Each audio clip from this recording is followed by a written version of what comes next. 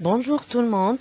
Je suis ravie de vous rencontrer encore une fois pour le chapitre 2 qui est s'intitulé les structures itératives.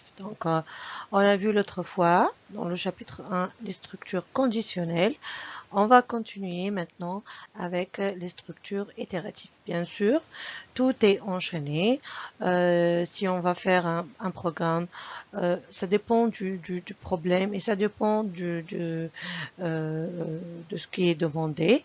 Donc, on peut utiliser les structures conditionnelles avec les structures itératives, imbriquées, c'est-à-dire des structures imbriquées où on peut utiliser l'un et ne pas utiliser l'autre. On va voir dans ce chapitre euh, plusieurs exemples où on va utiliser les deux structures imbriquées ou l'un ou l'autre. Pour cela, on va suivre ce plan. Donc, tout d'abord, on va commencer par une petite introduction. Après, on va voir dans la partie 2, itération déterministe. Quant à la partie 3, on va avoir les itérations indéterministes et on va voir quelle est la différence entre ces deux types d'itérations. Après, on va voir que le syntaxe ou comment switcher de l'algorithmique au langage C. Et enfin, on va faire plusieurs types d'exercices pour bien comprendre ce type d'itération. Comme objectif, les structures itératives sont essentielles pour automatiser les tâches. On va comprendre c'est quoi automatiser. C'est-à-dire si on a plusieurs itérations à faire, on n'est pas censé de répéter ces instructions. Donc, il y en a des structures qui automatisent ces tâches. C'est ça le premier but des structures itératives. Traiter les données et résoudre des problèmes de manière efficace et optimale. Toujours, c'est notre objectif de la programmation. Il faut résoudre d'une manière efficace, c'est-à-dire le travail ou le programme euh, travaille d'une manière efficace et en même temps optimale dans le domaine de la programmation, bien sûr. On va commencer par la première partie qui est l'introduction.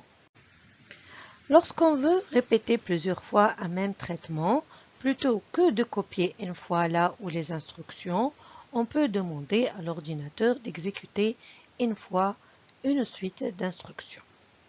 Donc, bien sûr, le but de l'ordinateur est de faciliter les tâches, de faciliter les tâches que l'être humain, il peut le faire, mais d'une manière plus rapide et efficace. Donc, pour répéter, par exemple, si on veut calculer la moyenne de n élèves dans une classe, est-ce que si on veut faire un programme on va mettre la formule de calculer la moyenne, par exemple la note de mathématiques plus la note de français, plus la langue de physique, plus etc., le nombre de matières, sur le nombre de matières. Donc, les notes sur le nombre de matières nous donnent la moyenne. Bien sûr, s'il y en a des coefficients, c'est autre formule. Considérons cette formule. Donc, si on a par exemple une classe de 30 élèves, par exemple, est-ce que un programme informatique, dans un programme, on va écrire, lire la note après la formule, après la même chose pour 30 élèves? Non.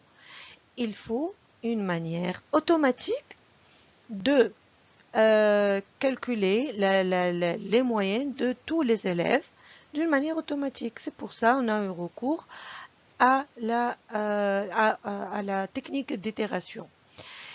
Il existe deux grandes catégories d'itération. Les itérations déterministes, c'est quoi? C'est comme son nom l'indique, déterministe, c'est-à-dire le nombre de boucles est défini à l'entrée de la boucle. Donc on connaît le nombre de fois. C'est comme par exemple le cas de n élèves, par exemple, de calculer leur moyenne.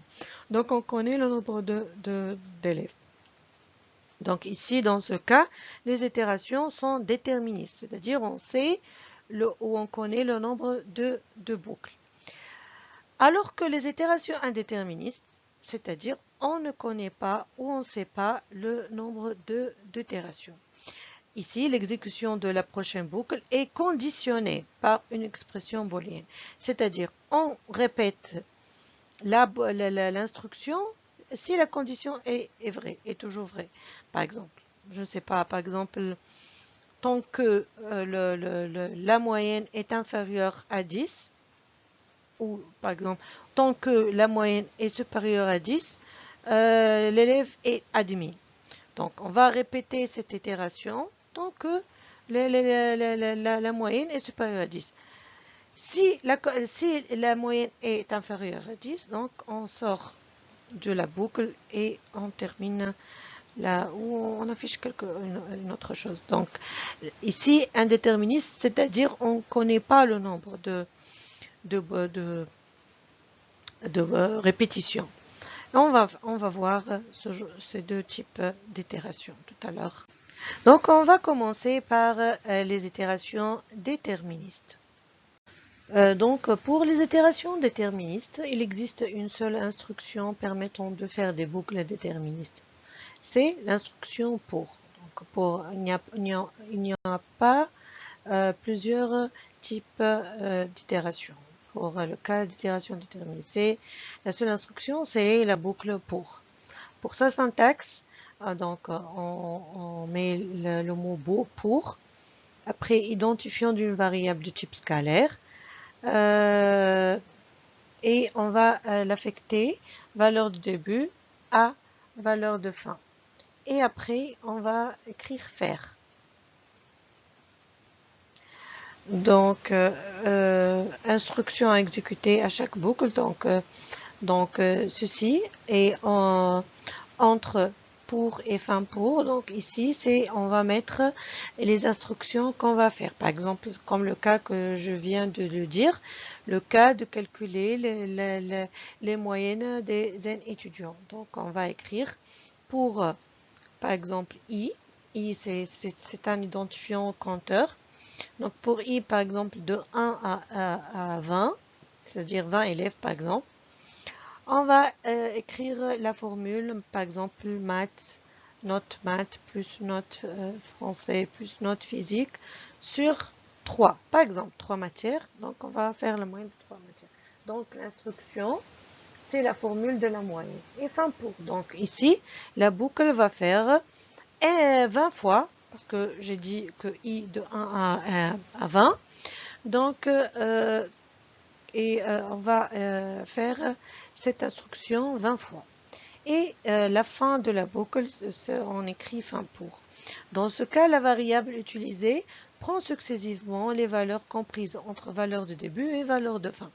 Donc ici, par exemple, pour I de 1 à 20, donc I, la première itération va prendre 1, la deuxième itération va prendre 2, la troisième itération va prendre 3, etc. Donc, la variable i, on la trouve ici, bien sûr, dans la formule. Donc, pour faire l'itération. On va faire des exemples pour mieux comprendre. Pour mieux comprendre la boucle pour, on va faire un exemple de la factorielle. Donc, tous, on connaît la factorielle en mathématiques. Donc, la factorielle, c'est...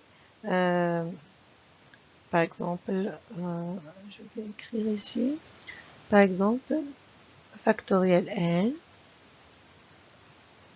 c'est n fois n-1 fois n-2 jusqu'à 1. Ok? Donc, factoriel, par exemple, 4, c'est juste un rappel du factoriel. Donc, c'est 4 fois 3 fois 2 fois 1. Ok? Donc, c'est ça la factorielle. On retourne à notre programme. On va donc écrire un algorithme qui calcule la factorielle d'un entier. Donc on a l'algorithme, on la donne le nom factoriel. Nos variables sont n, c'est l'entier que on va calculer le factoriel. Fact, c'est une variable intermédiaire qu'on va utiliser. Et i, c'est le compteur pour la boucle pour. Ce sont tous des entiers. Début. Donc, on va initialiser. Donc, toujours en algorithmique, quand on a des variables, il faut l'initialiser pour que le programme commence à traiter avec une initialisation. Donc, on va initialiser fact à 1. Parce que toujours dans factoriel, il y a le 1. Quel que soit le nombre, on a 1. Donc, on va commencer par la boucle parce qu'on va calculer la factorielle d'un entier. Donc, on va le calculer petit à petit. Parce que il y a une boucle ici parce que l'entier, il y a une succession de multiplication de n jusqu'à 1. Donc pour cela, on connaît donc le nombre d'itérations, donc parce qu'on a un entier n qu'on va l'utiliser. Donc pour i de 1 à n, donc on va initialiser i de 1, donc la première itération 1 jusqu'à n, c'est-à-dire le n, le entier qu'on va chercher. On va répéter la multiplication. Donc fact va prendre i fois fact. Donc fact, à chaque fois, elle prend la valeur, l'ancienne valeur, et va après donner une autre valeur. Et fin pour, et enfin, on va écrire le factoriel de n et fact, la valeur finale de fact. Comment ça? Par exemple, ici, on va commencer itération par itération. Donc, ici, on va commencer par i est égal à 1. Donc, la première itération, où i est égal à 1. Donc, fact va prendre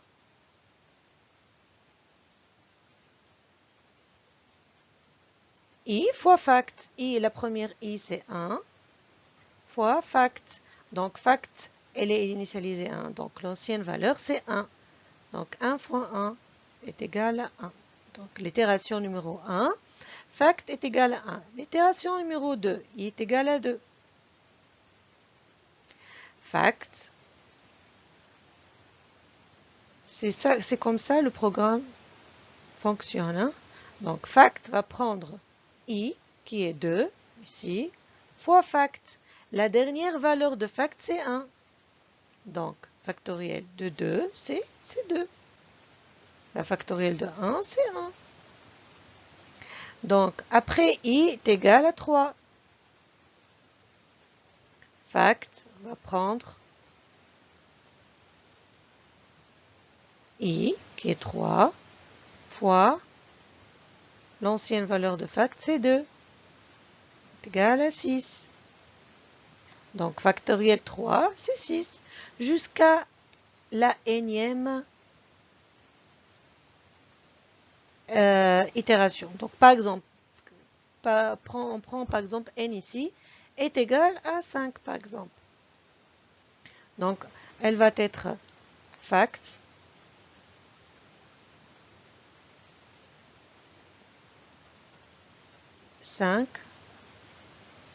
fois, parce qu'il y a itération ici, donc on va la faire pour mieux comprendre. Itération 4. Donc, elle va être la KI, qui est 4, fois la dernière fact, c'est 6, ou bien 3 fois 2, c'est la même chose. Et la dernière, c'est donc 4 fois 3 fois 2. Donc, la dernière valeur de fact, quand on a terminé les n ici j'ai pris le n est égal à 5. Donc on va fermer la boucle et on a fini par la boucle. Et on va écrire la factorielle de n et fact. Donc fact, elle va prendre la dernière valeur de l'itération qui est ici, 5 fois 4 fois 3 fois 2. Donc la factorielle 5, ici, c'est la dernière valeur de fact. Donc on a résolu le problème de factoriel d'un entier n par la boucle pour. Par exemple, ici c'est simple, l'entier est 5. Mais imaginons qu'on va chercher ou calculer la factorielle de 1200, par exemple. Est-ce que l'être humain va calculer 1200 fois 1199 fois 1000, etc. jusqu'à 1? Non, on va faire un programme pour i de 1 à 1200, fact i fois fact, et il va calculer notre factoriel 1200. Donc c'est ça le but de la boucle pour, c'est de automatiser les instructions et pour faciliter bien sûr le calcul. On va passer maintenant aux itérations indéterministes, c'est-à-dire on ne connaît pas le nombre de répétitions. Pour les itérations indéterministes, il existe deux instructions permettant de faire des boucles indéterministes. C'est pas comme le cas des itérations déterministes, on n'a que la boucle pour. Pour les itérations indéterministes, on a deux instructions qui sont tant que et répéter jusqu'à. Donc la première instruction, c'est l'instruction tant que. Donc on va écrire tant que expression booléenne, c'est-à-dire il y a une condition qui a pour résultat un résultat booléen. Faire instruction fin tant que. Donc ici on va écrire les instructions et si on a terminé la boucle, on fait fin tant que. Qui signifie que tant que l'expression booléenne est vraie, c'est-à-dire la condition ici pour faire l'instruction est vraie, on exécute les instructions ici. Sinon, c'est-à-dire on sort de la boucle et on fait une autre instruction. L'instruction répétée, c'est pour cela qu'on ne connaît pas le nombre de répétitions. Le nombre de répétitions, ça dépend du résultat de l'expression booléenne ici. L'instruction répétée jusqu'à, c'est presque la même chose. Donc répéter jusqu'à, la condition est ici en fin. C'est pas au début. Donc on va faire les instructions jusqu'à la condition ici est vraie. Qui signifie que les instructions sont exécutées jusqu'à ce que l'expression booléenne soit vraie. Ici, donc, on fait la répétition des instructions jusqu'à cette condition soit vraie. Donc sinon, c'est-à-dire on sort de la boucle dans le cas de l'expression est vraie. Voici un schéma qui résume les deux instructions ou les deux types de répétition, d'itération. Il y a vraiment une différence entre ces deux itérations. Donc, on commence par répéter jusqu'à. Donc, répéter jusqu'à, donc la condition est à la fin de l'instruction, à la fin de l'instruction, oui. Donc, la condition n'est pas vérifiée au début. Donc, l'action ici, ou l'instruction, va se faire au moins une fois. Donc, on va répéter, il y a instruction, et après, on va vérifier la condition. Si elle est vraie, la condition, on sort de la boucle. Si elle est fausse, on va répéter. Okay, donc les instructions sont répétées jusqu'à la condition soit vérifiée. Donc la condition de sortir de la boucle est que la condition soit vraie. Donc l'action ici exécutée au moins une fois, parce que ici la vérification c'est à la fin. Donc au moins il y a une action est exécutée. Alors que l'instruction tant que la condition est vérifiée dès le début. Et tant qu'elle est vraie, on est dans la boucle.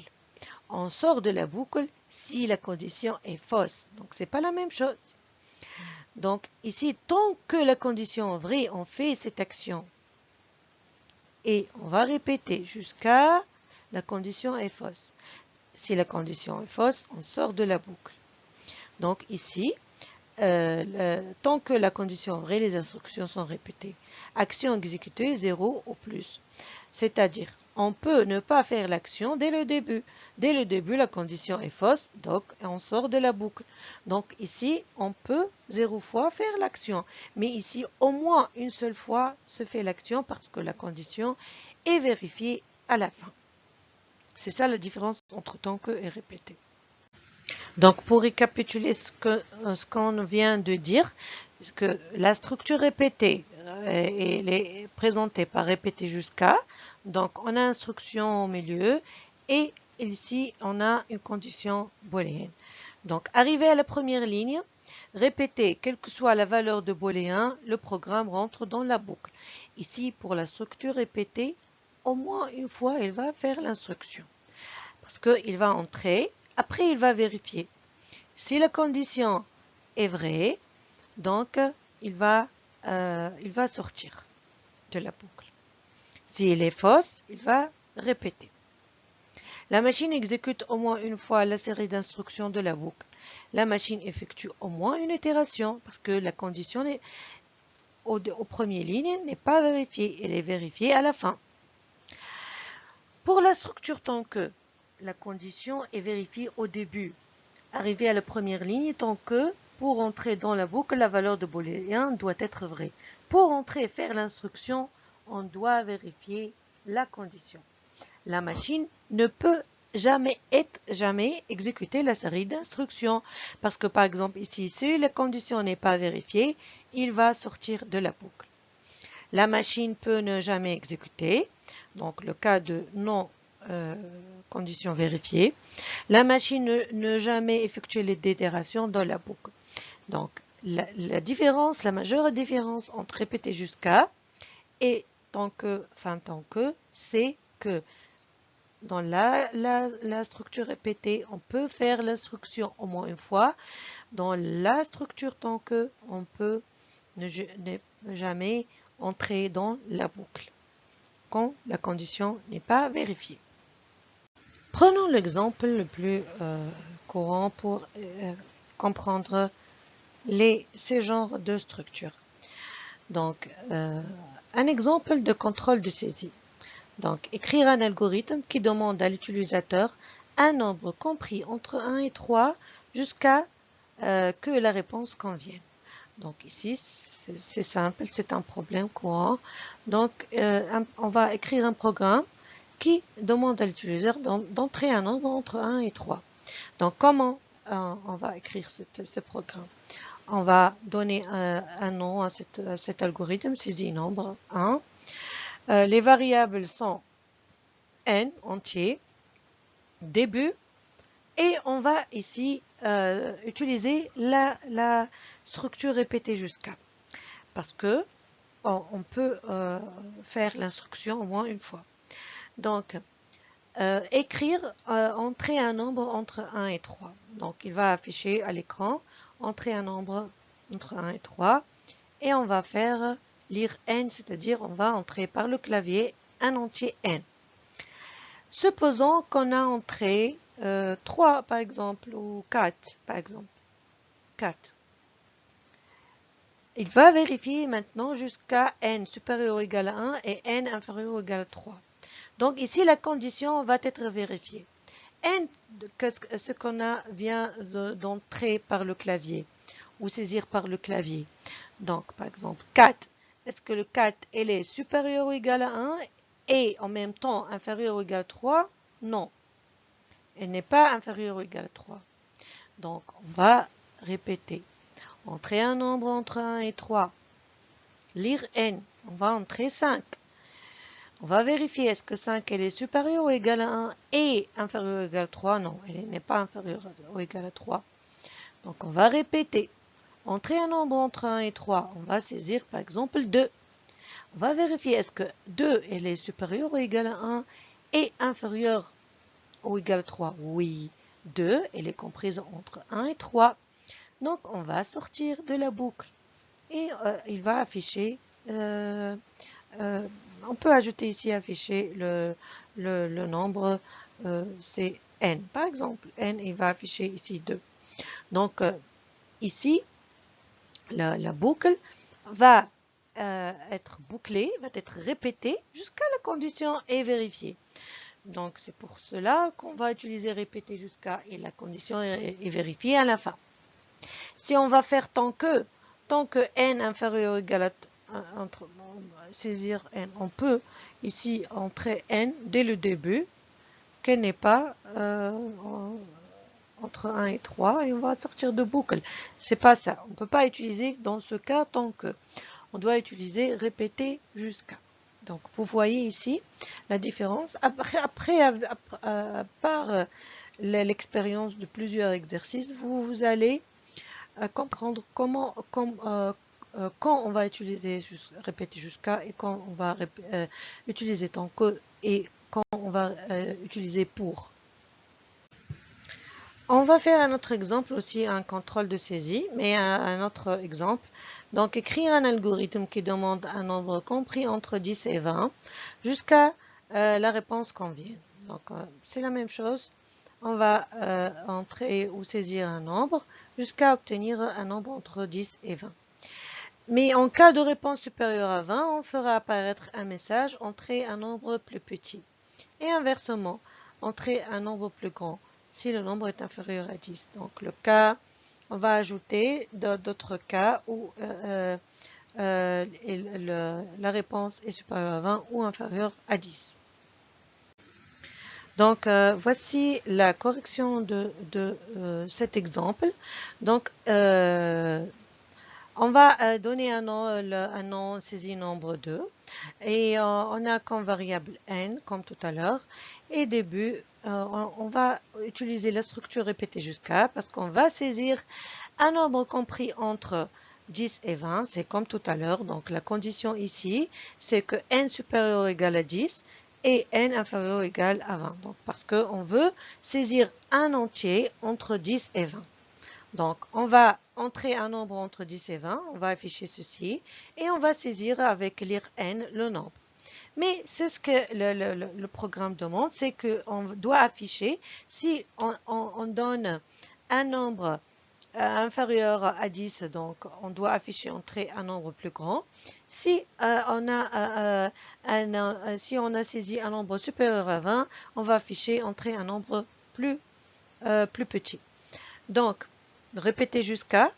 Donc, on va écrire entrer un nombre entre 10 et 20. On va saisir le nombre. Et après, on va tester.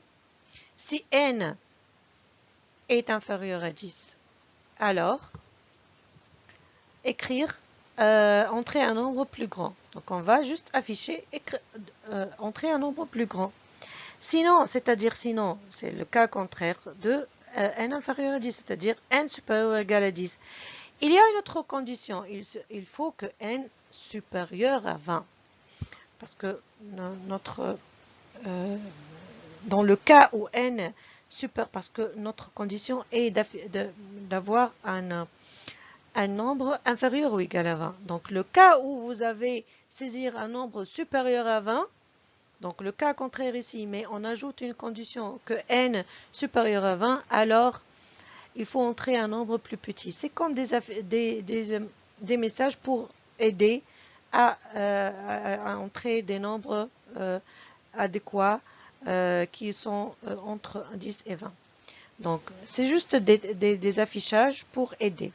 Enfin, si, donc on a ajouté des tests de conditionnels pour aider l'utilisateur. Donc, après, par exemple, on saisit ici, par exemple, 15. Où on va, par exemple, 30. Lire 30. Donc, ici, on va tester. Si 30 est inférieur à 10, elle n'est pas inférieur à 10. Donc, on va directement, sinon. Si 30 supérieur à 20, elle est supérieure à 20. Donc, entrez un nombre plus petit. Donc, il vous aide, le programme, il aide l'utilisateur à saisir un nombre plus petit. Parce que notre but est de saisir un nombre inférieur à 20 et supérieur à 10. Donc, 30, c'est un nombre plus grand que 20, donc on veut entrer un nombre plus petit. Et on va tester, est-ce que 30 entre 10 et 20? Non. On va répéter. On va saisir par exemple ici 15. Si n inférieur à 10, est-ce que 15 inférieur à 10? Non. On va aller ici. Est-ce que 15 supérieur à 20? Non, il n'est pas supérieur à 20. Donc on est dans ces deux cas, on ne va pas afficher ni l'un ni l'autre parce que 15, elle n'est pas inférieure à 10 et elle n'est pas supérieure à 20. On va tester ici le 15. 15, est-ce qu'elle est supérieure ou égale à 10 et inférieure ou égale à 20? Oui. Donc, on va sortir de programme. Donc, on va aboutir. On a abouti. Le but, c'est que d'entrer un entier entre 10 et 20. Donc, vous voyez l'utilisation des structures conditionnelles. Dans les structures d'itération, on peut utiliser plusieurs structures imbriquées pour résoudre un problème. Un autre exemple illustrant la structure répétée jusqu'à. Donc, on va écrire un programme qui permet le calcul de la somme des n premiers entiers positifs. Donc, notre programme nommé somme. On a besoin de variables s, i et n qui sont des entiers. Début, répété jusqu'à. Donc, notre condition, c'est que les entiers sont entiers positifs. Donc, jusqu'à n supérieur ou égal à 0. Donc, on va écrire saisir n, lire n et jusqu'à trouver l'entier positif. Donc, si on a obtenu notre entier qui est positif, donc on va faire la somme. On va sortir de la boucle et on va faire la somme. Donc, cette structure est pour qu'on est sûr qu'on a un entier positif. Donc, quand on sort de la boucle et qu'on a obtenu un entier positif, donc on va initialiser S à 0. Donc, toujours on initialise notre variable qu'on va la calculer. Donc, on va faire une boucle on est dans une boucle déterministe parce qu'on connaît le nombre n. Donc, pour i de 0 à n faire, donc on va répéter la somme jusqu'à la nème entier. Donc, S, la première itération quand i est égal à 0, donc S, c'est 0 plus 0, c'est 0. La deuxième itération quand i est égal à 1, donc on va avoir S 0 plus 1, donc S devient 1. La troisième itération quand i est égal à 2, donc 2 plus 1, ça devient 3 jusqu'à n. Donc, on obtient la somme des n premiers entiers positifs. Donc, et fin pour. Donc, la dernière itération, ça nous donne la valeur de la somme. On va prendre un exemple maintenant utilisant la structure donc. Pour cela, on va écrire un algorithme qui, étant donné un entier n, calcule la somme des n premiers entiers naturels pairs. Donc, on va saisir un entier, n quelconque, et selon cet entier, on va calculer la somme de ces n premiers. Par exemple, si on donne 5 comme un entier naturel, on va calculer les 5 premiers entiers naturels pairs jusqu'à 5. Donc, on va utiliser, vous pouvez écrire le nom de l'algorithme, hein, parce que ça devient très petit l'écriture, donc j'ai enlevé le titre, mais vous pouvez l'ajouter. Hein. Donc, les variables qu'on va les utiliser, donc n, compteur, somme, actuelle, ce sont de type entier. Début. Donc, lire n, donc on va saisir un entier qu'on va utiliser pour calculer la somme des n premiers entiers naturels pairs. On va initialiser le compteur à 0, on va initialiser la somme à 0 et on va initialiser le premier nombre pair 2, parce que toujours le premier nombre pair c'est 2. Il n'y a pas un nombre pair avant 2. Donc, on va ici tester notre condition. Tant que le compteur inférieur à n, faire. Donc, le compteur ici, il est initialisé à 0. Et notre n, par exemple, 5, faire. Somme va être mise à jour par la somme, l'ancienne valeur de somme qui est 0 ici, la première itération, plus actuelle qui est initialisée à 2. Donc 0 plus 2, ça nous donne 2.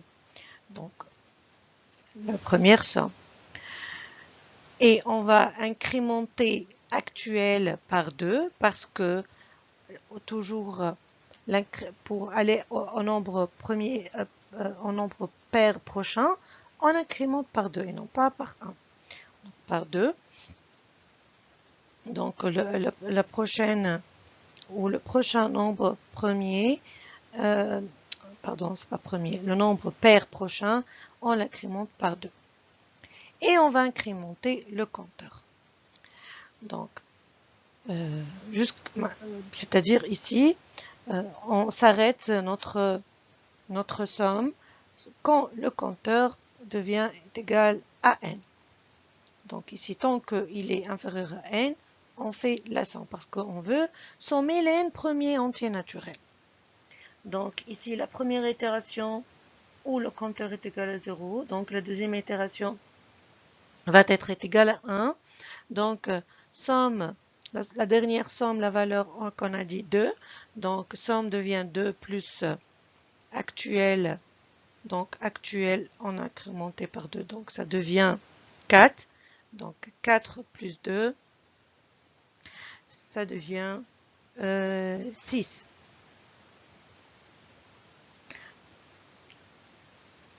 Et ainsi de suite. On va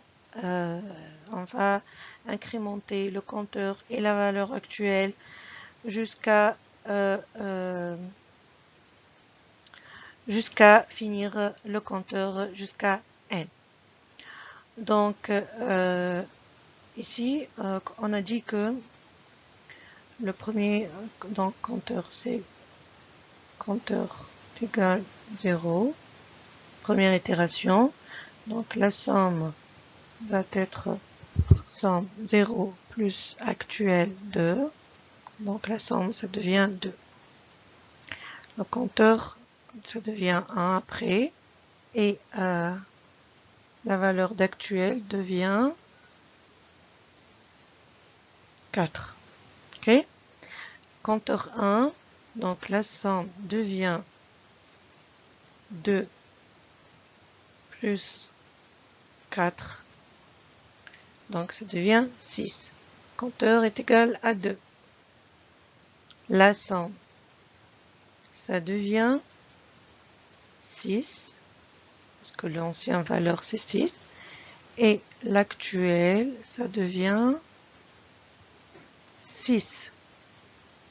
Donc 6 plus 6, ça devient 12. C'est comme ça que vous allez comprendre cette itération. Donc vous faites ligne par ligne l'itération pour comprendre. Ok? Parce qu'ici on cherche la somme des n premiers entiers naturels pairs.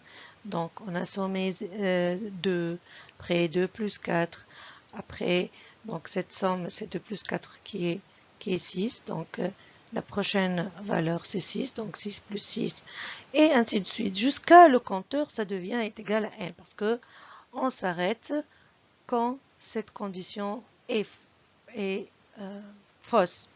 Donc le compteur est égal à n, c'est le nom de compteur inférieur est égal à n. Ok. On va passer maintenant à la traduction de ces itérations au langage C. Pour traduire les itérations, donc on commence par l'itération pour. Donc l'itération pour se traduit par for.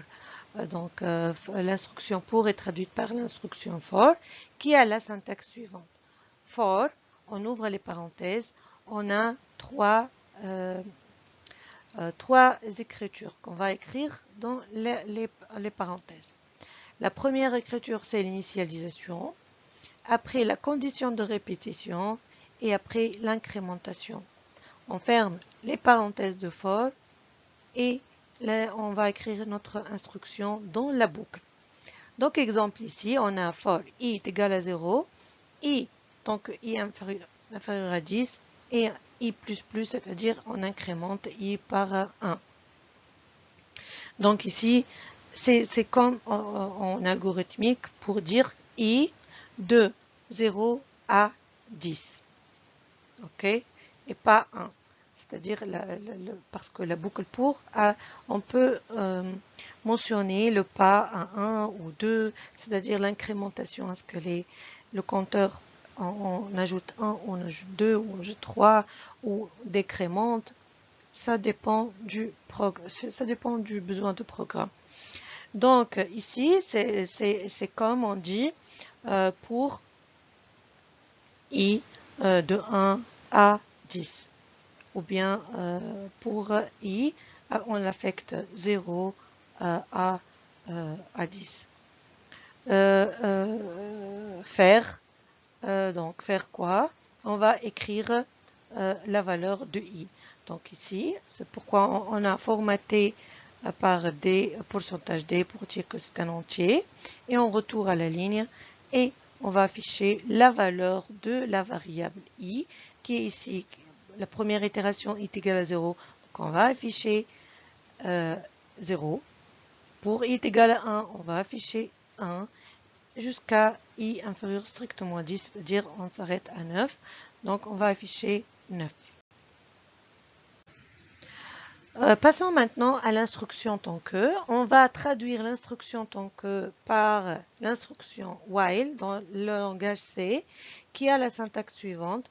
Donc while, entre parenthèses, il y a la condition et ensuite on a l'instruction. Donc par exemple ici, on initialise i à 0 avant la boucle. Donc c'est pas comme la boucle pour, on peut initialiser dans la condition.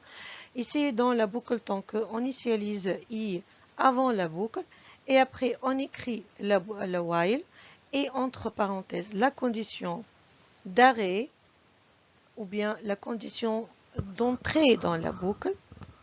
Donc la condition d'arrêt, le faux de cette condition. Donc ici, while i inférieur à 10, on va faire ces instructions. C'est pour cela on ouvre des accolades. C'est comme la fin tant que ici. Donc on ouvre et on ferme.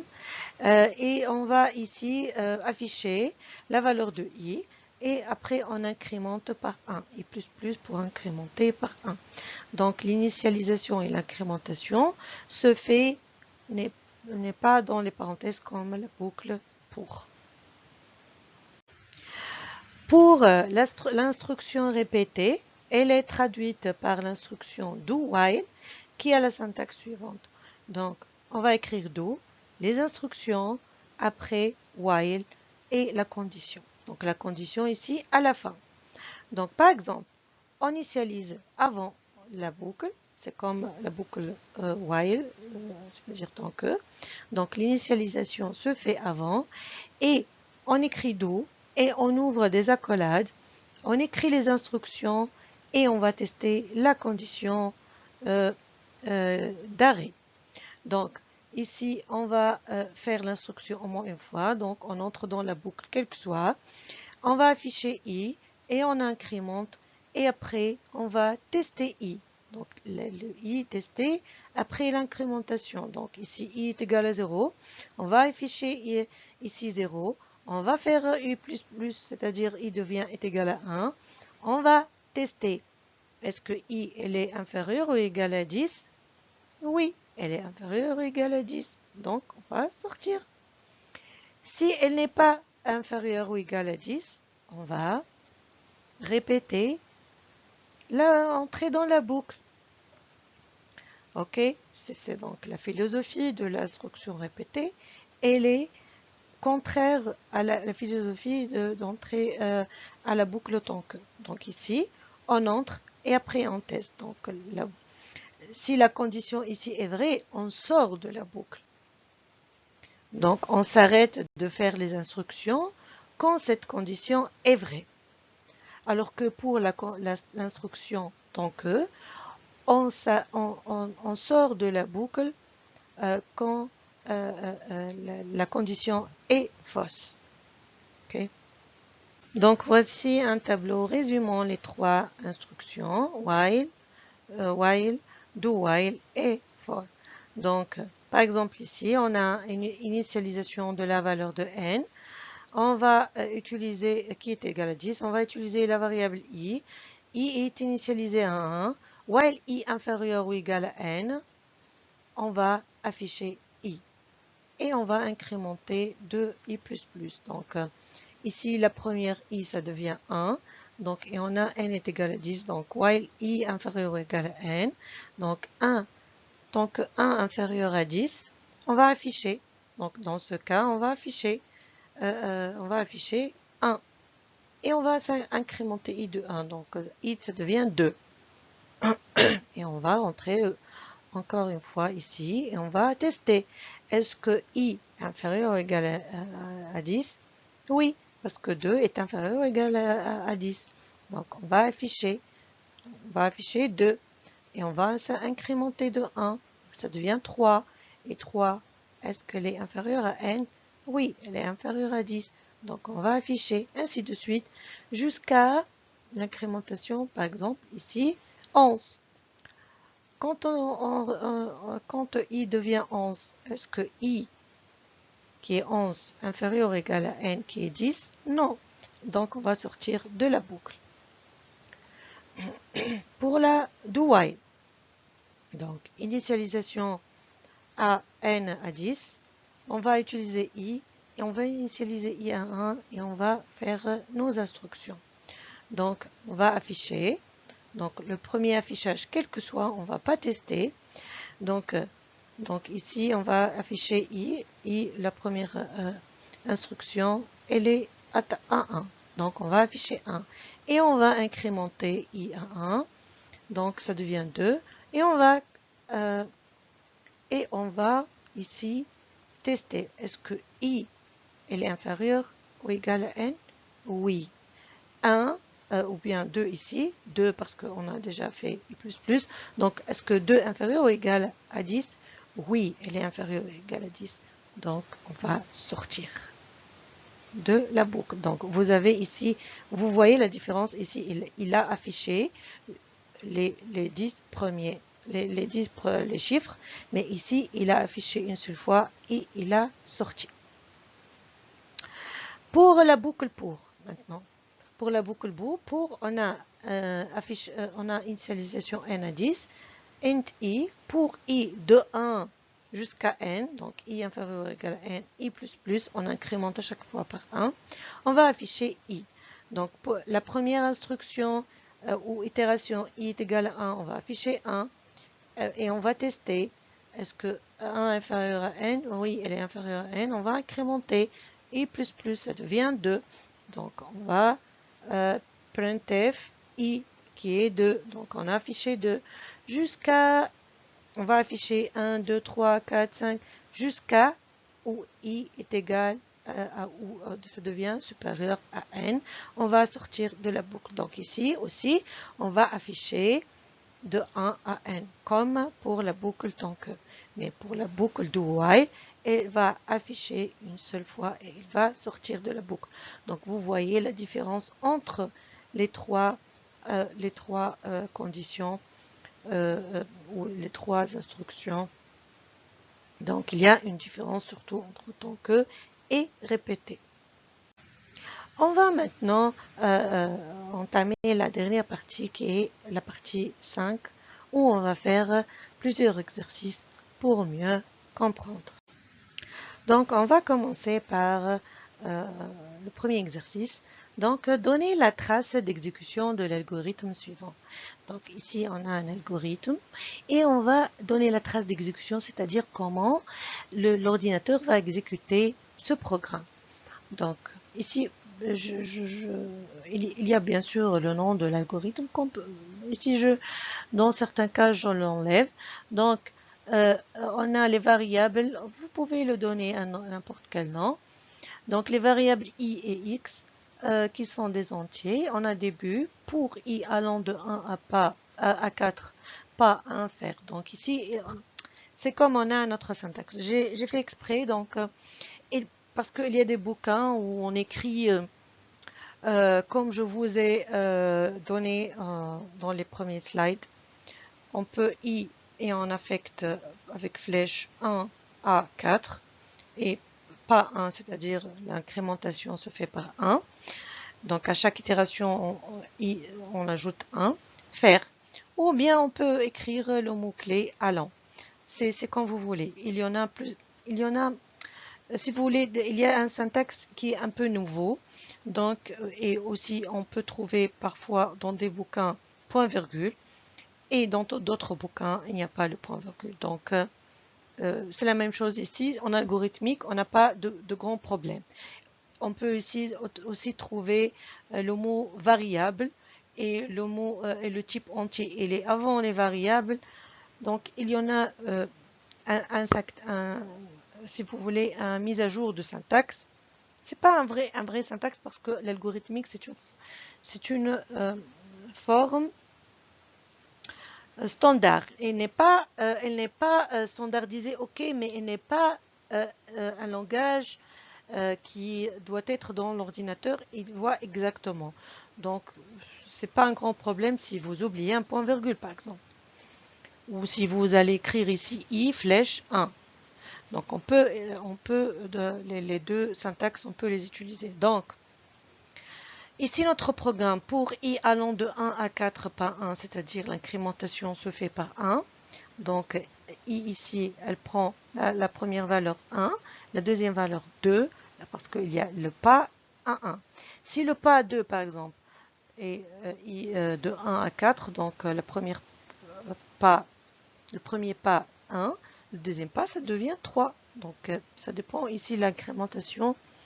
Si on n'écrit pas le pas, c'est-à-dire par défaut, elle est plus 1. Donc, l'incrémentation se fait par 1. Faire, qu'est-ce qu'on va faire? X va être affecté à i plus i fois i. Et fin pour. Et quand on sort de la boucle, x, on va la donner l'ancienne valeur de x, c'est-à-dire la dernière valeur x obtenue dans la boucle, plus 3. Donc, on va ici faire l'exécution de ce programme. Pour mieux comprendre, il est préférable de donner le numéro des lignes ici. Par exemple, ligne 1, ligne 2, ligne 3, ligne 4, 5, 6 et 7. Pour mieux comprendre après la trace d'exécution. Donc, quand je dis la ligne 7, c'est-à-dire ici, 1, 2, 3, 4, 5, 6, 7. La ligne 6 est ici, la ligne 5 ici, etc. Donc ici, donc la correction, donc l'algorithme nous a demandé de tracer, de donner la trace d'exécution de l'algorithme du diapositive précédent, donc où on a une boucle pour de 1 à 4, donc pas 1, et on a dans cette boucle x, je vais écrire ici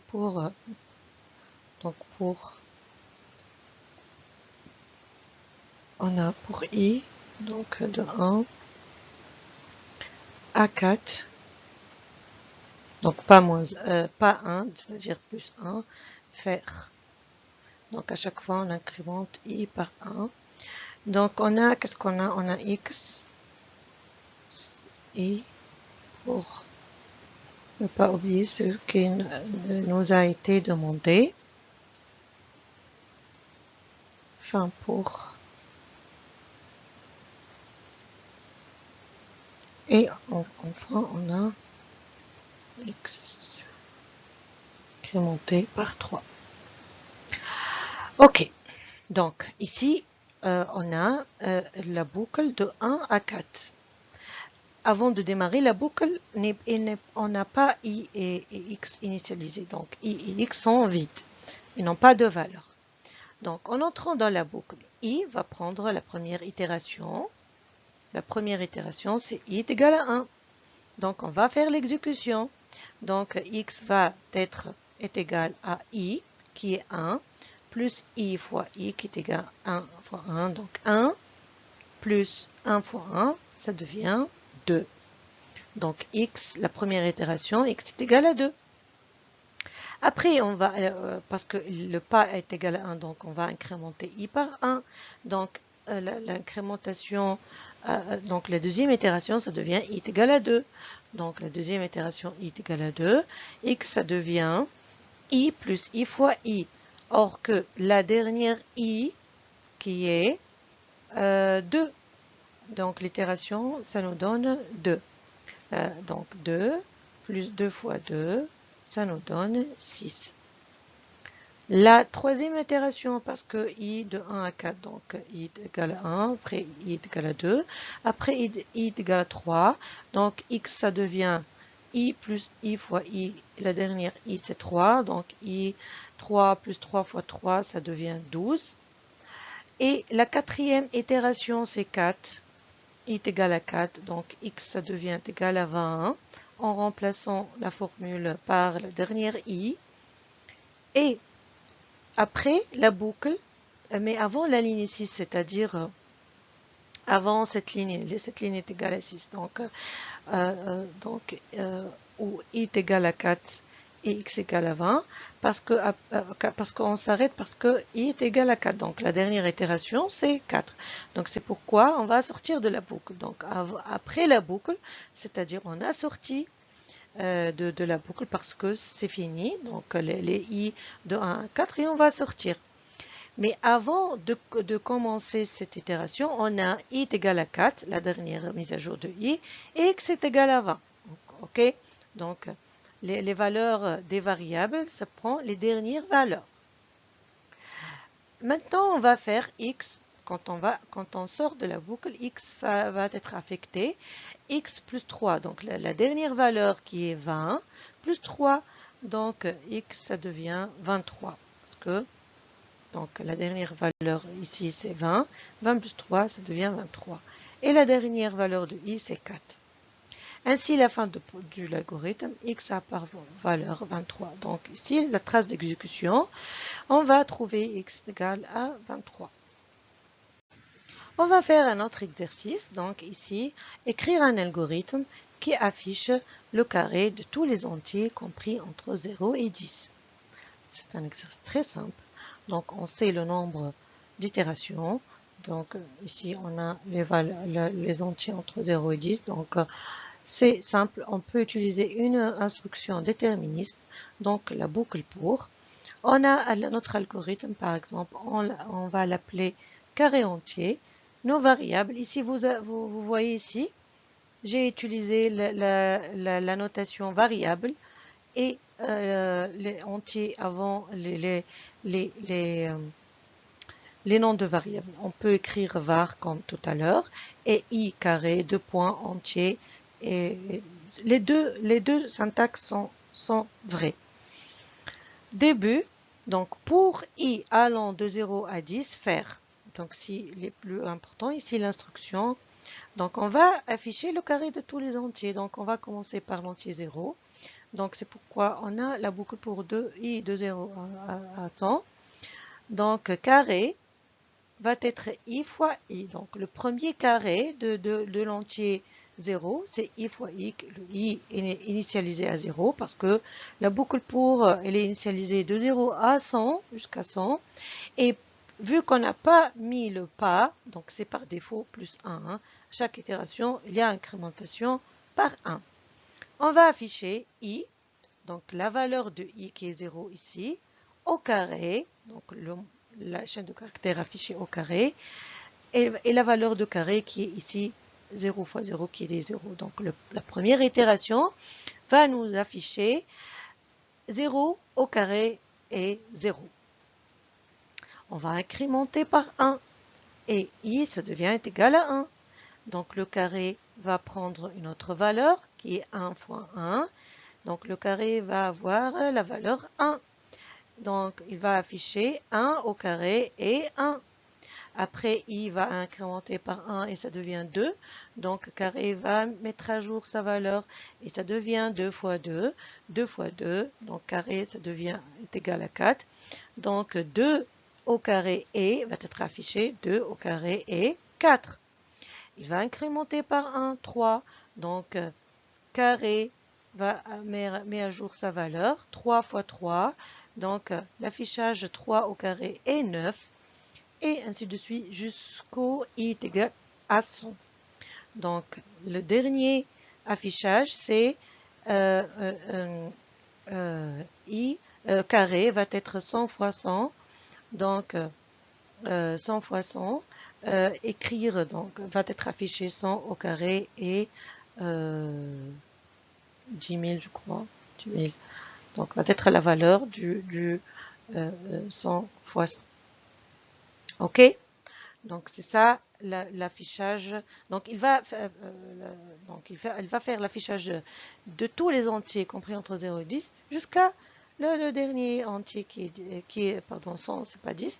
Et il va finir la boucle et sortir. On va faire un autre exercice. Donc, écrire un algorithme qui affiche le carré de tous les entiers impairs cette fois-ci, compris entre 0 et 10 dans l'ordre décroissant. Donc, il est un peu semblant à l'exercice 2, mais ici, les entiers seulement impairs, c'est-à-dire impair qui n'est pas divisible par 2. Et aussi compris entre 0 et 100, mais aussi affiché dans l'ordre décroissant. On va utiliser aussi la boucle pour, mais la boucle pour ici, elle va être commencée de dernier nombre jusqu'au premier. Donc ici, pourquoi on a commencé de 99 jusqu'à 1?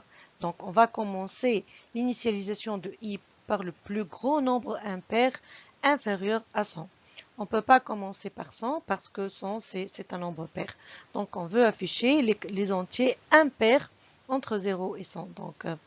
Donc c'est pourquoi on a éliminé 0 et 100. Donc on a commencé par 99 parce qu'on veut les afficher dans l'ordre décroissant, donc le plus grand. Donc le plus grand nombre impair inférieur à 100, c'est 99 à 1. Et on a fait le pas par moins 2, c'est-à-dire moins 2. Le pas, on a dit que si le pas 1, c'est-à-dire on incrémente par 1. Si le pas moins 1, on décrémente moins 1, c'est-à-dire le compteur va substituer 1. Donc ici, la première initialisation de i, c'est 99. Et si le pas est moins 2, donc la deuxième initialisation de i, ça devient 99 moins 2, c'est-à-dire 97. Donc pourquoi? Parce qu'on veut que les entiers impairs. Donc on a commencé par le premier entier impair ou le nombre impair qui est inférieur à 100, qui est 99. Et le deuxième nombre impair, c'est moins 2, c'est le 97 jusqu'à 1. Parce que le dernier, le plus petit nombre impair de 0 à 10, c'est 1. Et on va faire la même chose, carré va être i fois i. Donc, et on va afficher. Donc, la première initialisation, i est égal à 99. Donc, carré va prendre 99 fois 99. Donc, il va afficher 99 au carré et le résultat qui est, je ne sais pas, donc 99 fois 99, il y a le calcul et on va afficher la valeur. Donc, la deuxième initialisation, après, on va décrémenter par moins 2. Donc, i va être 97. Donc, l'affichage va être... on va calculer tout d'abord la valeur de carré qui va être 97 fois 97. Et l'affichage va être 97 au carré et la valeur de 97 fois 97. Après, il va décrémenter par moins 2. Il va être 95. Donc, carré il va être mis à jour à 95 fois 95. Il va afficher le carré de 95 au carré et la valeur de cette carré. Donc, jusqu'à que i va être égal à 1. Donc, le dernier affichage, c'est carré va être 1 fois 1. Donc, 1 au carré et 1. Et on sort de la boucle. Donc, c'est ça, donc la correction de cet algorithme qui affiche le carré de tous les entiers impairs entre 0 et 10, entre 0 et 100 et dans l'ordre décroissant. C'est pourquoi on a commencé par le plus grand nombre impair et on a décrémenté par moins 2. S'il nous a demandé les entiers pairs, par exemple, on va commencer par 100 et on va décrémenter aussi par moins 2 si l'affichage est décroissant. Si l'affichage est croissant, on va commencer par 1 et on va incrémenter par 2. Donc ça dépend du problème et qu'on va écrire notre boucle suivant nos contraintes.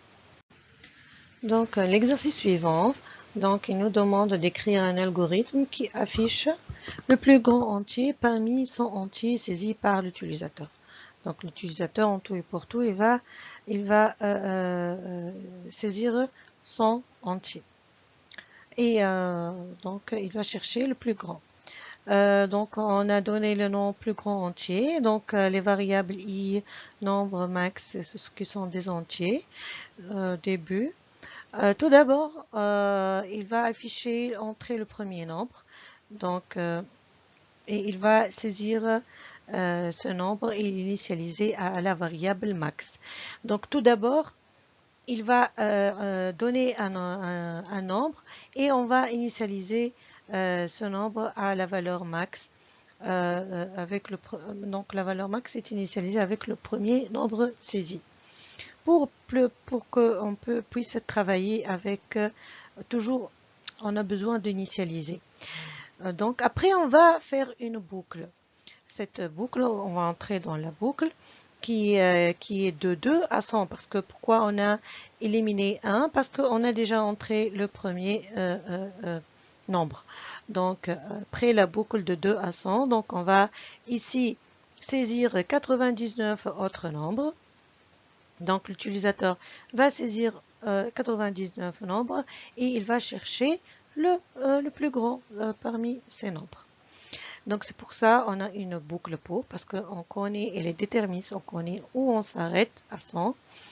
Donc, à chaque itération, donc pour i est égal à 2, entrer le nombre i, c'est-à-dire le deuxième nombre, donc entrer le nombre 2, c'est-à-dire le deuxième nombre, lire nombre, on va ici saisir un nombre. Et on va comparer si le nombre saisi est supérieur à max qui était initialisé au début, alors le max va prendre la valeur nombre. Elle va être mise à jour avec le maximum actuel. Donc, parce que le nombre elle est supérieur à max initialisé tout d'abord. Sinon, c'est-à-dire si le nombre est inférieur à max qu'il est initialisé au début, donc le max va prendre la dernière valeur qui est ici. Donc, on ne fait pas le mise à jour si le nombre il est inférieur à max. Donc, on fait le mise à jour. Le max, ça devient le nouveau nombre si le nombre est supérieur à max. Sinon, on incrémente i par i égale 3 et on saisit un autre nombre et on teste ce nombre. S'il est supérieur à max, on fait le mise à jour. Sinon, on incrémente et on saisit un nombre et max prend toujours la dernière valeur. À la dernière itération où i est égal à 100, donc le dernier entier saisi, donc on va trouver la valeur max mis à jour avec le nombre maximal qu'on a entré. Donc enfin, à la fin de la boucle, l'algorithme affiche le plus grand nombre saisi qui est stocké dans la variable max. Donc max, à chaque fois où le nombre est supérieur à max, il est mis à jour et prend la valeur, la nouvelle valeur qui est maximum. Donc à la fin de la boucle, c'est-à-dire quand i est égal à 100, on sort de la boucle et on affiche le plus grand nombre qui est max. Exercice 5, donc donnez la trace d'exécution de l'algorithme suivant. On a les variables s et n sont des entiers. Donc au début de notre programme, on initialise s à 0 et n à 5. Et on attend que n supérieur à 1 pair. Donc on a une condition au début. Donc on va changer la valeur de s en ajoutant à s n. Et n, on va la décrémenter par 1. Ceci se fait que seulement n est supérieur à 1. Fin tant que, c'est-à-dire le n est inférieur ou égal à 1, on va sortir de tant que et on va faire la multiplication par 2 de la valeur, de la dernière valeur de s. Donc ceci, on va faire la trace d'exécution ligne par ligne et on va comprendre comment le programme se déroule. Donc voici la trace d'exécution de notre programme. Donc on a dit que notre programme est initialisé s à 0 avant d'entrer dans la boucle. Donc s est égal à 0 et n initialisé à 5. La première itération, donc n est égal à 5. Donc on va tester la condition, est-ce que n elle est supérieure strictement à 1? Oui, elle est supérieure strictement à 1. Donc on va entrer dans la boucle et on va mettre à jour s en ajoutant à s n. Donc la dernière valeur de s c'est 0. Donc 0 plus n qui était 5. Donc s devient égal à 5. Et on décrémente n par 1, donc 5 moins 1, ça devient 4. Donc n est égal à 4. On va revenir à la condition qui est n supérieur à 1. Est-ce que n elle est supérieure strictement à 1? Oui. Donc on va entrer encore une fois dans l'itération, dans la boucle, et on va faire notre mise à jour de s et n. Donc s ça devient s plus n, la dernière valeur de s qui est 5. Et la dernière valeur de n qui est 4, donc 5 plus 4 égale à 9, et n va être décrémenté par 1 et ça devient 3. La troisième itération, donc n est égal à 3, qui est supérieur ou égal, supérieur strictement à 1. Donc on va mettre à jour s, ça devient s, la dernière valeur de s c'est 9. Plus la dernière valeur de n, c'est 3. Donc 9 plus 3, ça devient 12. Et n, ça devient 2. Donc on va tester n. Elle est encore supérieure à 1. On va mettre à jour le s. Et ça devient 14. Et n, ça devient 1. Et ici, n est égal à 1. Donc n, on va tester tant que n supérieur strictement à 1. Donc ici, n est égal à 1. Elle n'est pas strictement supérieur à 1. Donc on va sortir de la boucle. Donc après la boucle, donc la ligne 10, on a s est égal à 14. Donc la dernière valeur de s c'est 14. Et la dernière valeur de n c'est égal à 1. Donc après, on va faire la dernière ligne qui est la ligne 10. Donc s va être doublé. Donc la dernière valeur de s c'est 14. Donc 14 fois 2 est égal à 28. Donc le résultat final c'est s 28 et n est égal à 1. Et la fin de l'algorithme S a pour valeur 28. On va faire un autre exercice, exercice 6. Donc écrire un algorithme qui, étant donné un entier n, calcule la somme des n premiers entiers naturels impairs. Donc avec deux méthodes, en utilisant uniquement une boucle tant que, en utilisant uniquement une boucle pour. Donc on va utiliser deux types d'instructions pour résoudre ce problème. Donc on va commencer par résoudre l'algorithme avec la boucle tant que. Donc on va calculer la somme des n premiers entiers impairs en utilisant la boucle tant que. Donc on a donné le nom somme impair tant que, pour dire que on va utiliser tant que. Les variables entiers i, somme, compte et n sont des entiers. On va tout d'abord entrer un entier n, donc on va le saisir. On va initialiser somme à 0 et compte à 0 et i à 1. Avec somme va contenir la somme des entiers impairs. Compte va compter combien d'entiers impairs ont été ajoutés à la somme. Et i va être l'entier impair actuel. Donc c'est pourquoi on les initialise. Donc après on va tester. Tant que compte inférieur à n, donc parce que on a donné le nombre n, par exemple 5, par exemple. On va ajouter jusqu'à le dernier entier impair inférieur strictement à 5. Donc somme, on va la mettre à jour par somme plus i. Donc somme ici, la première itération, donc compte, donc la première itération où la variable compte est 0. Donc la somme va être donc 0 inférieur à 5 par exemple. Donc somme va être 0 plus 1, donc 1. Et on va incrémenter le i par 2 parce que pour passer à l'entier impair suivant, donc on va incrémenter par 2. Donc on a commencé i par 1 et l'entier impair suivant c'est 3.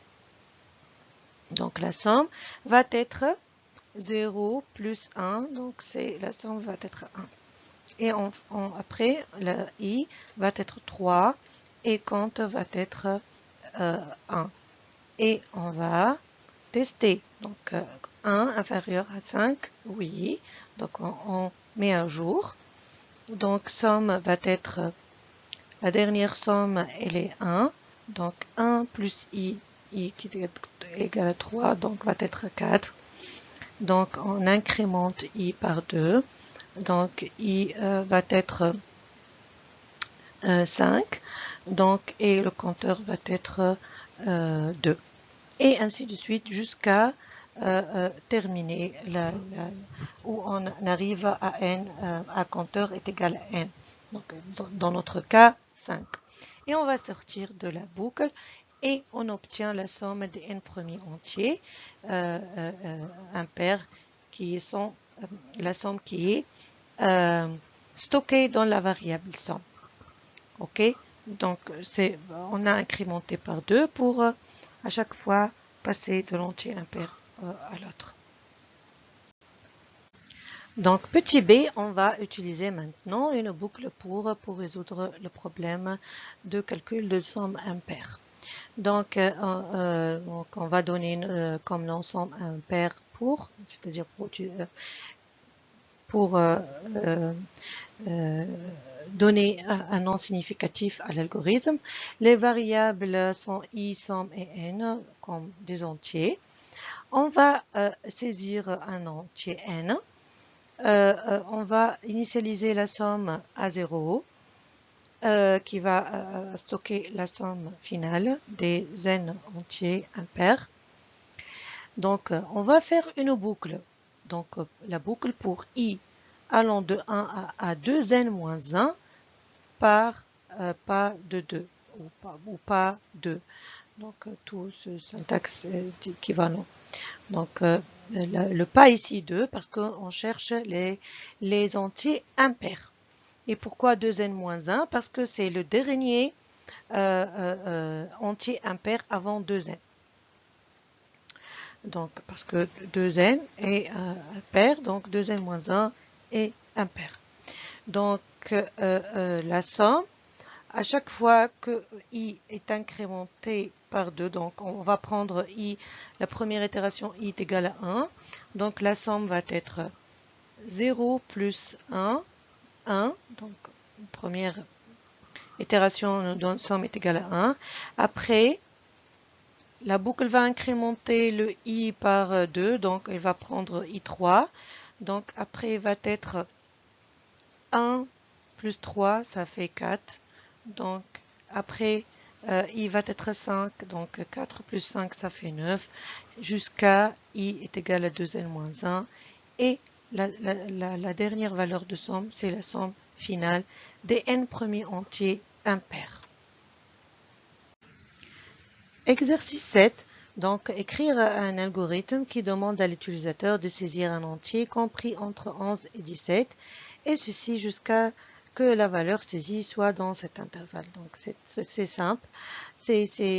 Automatiquement, on va utiliser la boucle répétée parce qu'on va saisir un entier jusqu'à l'obtention d'un entier qui est dans cet intervalle. Donc, c'est au moins, on doit saisir un nombre. Donc, il faut utiliser la boucle répétée. Donc, on donne le nom saisi entier. On a des variables entiers, une seule variable qui est n. Début, répéter jusqu'à, et on va faire la condition. Donc, la condition d'arrêt, c'est ici, il faut faire attention, la condition d'arrêt, c'est-à-dire qu'elle est vraie ici, vrai quand, c'est quand le nombre il est supérieur ou égal à 11 et inférieur ou égal à 17, c'est-à-dire entre 11 et 17. On s'arrête quand on a l'entier qu'on veut. Donc, on peut, du premier coup, on aura notre entier qui est compris entre 11 et 17. Donc, aussi, la condition de sortir de la boucle, c'est que cette condition est vraie. Donc, écrire veuillez, on va afficher veuillez saisir un entier compris entre 11 et 10 et 17. Lire n, on va saisir l'entier et on va le mettre dans la variable n. Et on va tester, est-ce que supérieur à 11 est inférieur à 17? Par exemple, si j'ai fait la saisie 5, donc, et je teste ici, donc ici 5, elle n'est pas entre 11 et 17, donc je vais répéter. Donc, on va afficher encore une fois, je saisis par exemple 10. Est-ce que 10 entre 11 et 17? Non. Je vais faire le saisie encore une fois. Et par exemple, je fais 12. Est-ce que 12 entre 11 et 17? Oui. Donc, je sors de la boucle et je vais afficher donc mon entier. Vous avez saisi l'entier n qui est dans l'intervalle 11 et 17. On va faire un autre exercice, donc exercice 8, écrire un algorithme qui initialise une variable entière avec une valeur comprise entre 1 et 100, puis demande à l'utilisateur de trouver ce nombre. À chaque fois que l'utilisateur propose une réponse, le programme répond selon le cas, trop grand, trop petit ou c'est gagné. Donc c'est comme une devinette. C'est pourquoi on donne un nom devine-nombre. Donc, les variables sont nombre secret et réponse. Ce sont des entiers. On va initialiser le nombre secret, donc un nombre aléatoire entre 1 et 100. Et on va faire une boucle, ou une boucle répétée jusqu'à avoir la réponse est égale au nombre secret. Donc, on va répéter. On va afficher deviner le nombre entre 1 et 100. Et on va saisir réponse. Si réponse supérieure à un nombre secret qu'on a déjà saisi au début, alors écrire trop grand parce que la réponse elle est supérieure au nombre secret. Sinon, c'est-à-dire elle est inférieure ou égale. Sinon, et on ajoute une autre condition, la réponse inférieure au nombre secret, alors trop petite ou trop petit le nombre. Enfin, si la réponse saisie par l'utilisateur supérieure au nombre secret, on affiche trop grand. Sinon, si réponse inférieure à un nombre secret, on va afficher trop petit. Ceci dans la boucle. Jusqu'à réponse est égale à nombre secret. Donc, si on saisit la réponse et le même nombre secret, on va sortir de la boucle et on va afficher c'est gagné. Donc ici, on a des itérations conditionnelles imbriquées dans une itération itérative. Donc on peut imbriquer, il n'y a pas de problème pour résoudre notre problème. Passons maintenant à l'exercice 9. Donc, il nous demande d'écrire un algorithme permettant de lire un nombre fini de notes de type réel comprises entre 0 et 20. Après, afficher la meilleure note la pire note et la moyenne de toutes les notes. Donc voici la correction d'algorithme où on va lire un nombre fini de notes de type réel comprises entre 0 et 20 et on doit afficher la meilleure note, la pire note et la moyenne de toutes les notes. Donc tout d'abord on va donner un nom, note étudiant, les variables réelles qu'on a besoin, note, somme note, meilleure note, pire note, moyenne. On a besoin aussi des entiers, nombre notes et compteur. Donc début, on va afficher combien de notes souhaitez-vous saisir? On va saisir le nombre de notes. Si le nombre de notes est inférieur ou égal à 0, donc le nombre de notes, on va afficher qu'il est invalide et on va stopper notre algorithme. Donc si le nombre de notes que vous avez saisi est égal à 0 ou négatif, l'algorithme n'a pas de sens. Donc on va saisir, entrer la note, la première note. On va lire la note. Donc bien sûr la note ici va être supérieure ou égale à 0. On va lire la note. On va initialiser la meilleure note par la première note qu'on a saisie et la pire note par la note qu'on a saisie. Et la somme des notes, c'est la somme, la première note qu'on a saisie. Donc, pour compteur allant de 2 à nombre de notes, parce qu'on a déjà la première note, donc c'est pour ça qu'on a commencé de 2, on va afficher, entrer la note, compteur, et on va saisir la note. Ici, la note qu'on a saisie, on doit la comparer avec la meilleure note que déjà initialisée. Si elle est supérieure à la meilleure note déjà saisie, on doit mettre à jour la meilleure note et on va l'affecter la valeur de la nouvelle note.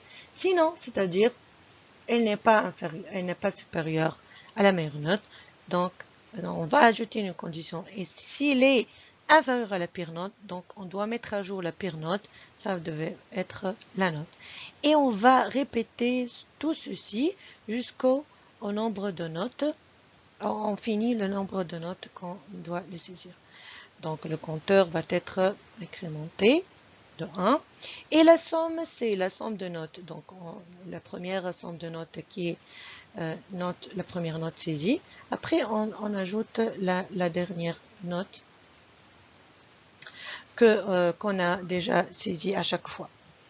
Et enfin, on termine par tous les c'est-à-dire tous les notes. Donc c'est pour ça qu'on a un compteur de 2 au nombre de notes. Et enfin, on va calculer la moyenne. On sait très bien la moyenne, c'est la somme des notes sur le nombre de notes, bien sûr. Donc on a la dernière, la valeur de somme de notes, c'est la dernière valeur de somme de notes trouvée ici dans la dernière la fin de la boucle sur le nombre de notes qu'on a déjà saisi. Et ici, on a la moyenne. Et enfin, on va afficher la meilleure note qui est stockée dans la meilleure note déjà trouvée dans la boucle et écrire la pire note, donc qui est la dernière valeur de pire note. Et enfin, on va afficher la moyenne qui est déjà calculée ici. Et c'est ça, on a répondu à notre algorithme. Donc merci à tous pour votre attention et à la prochaine fois.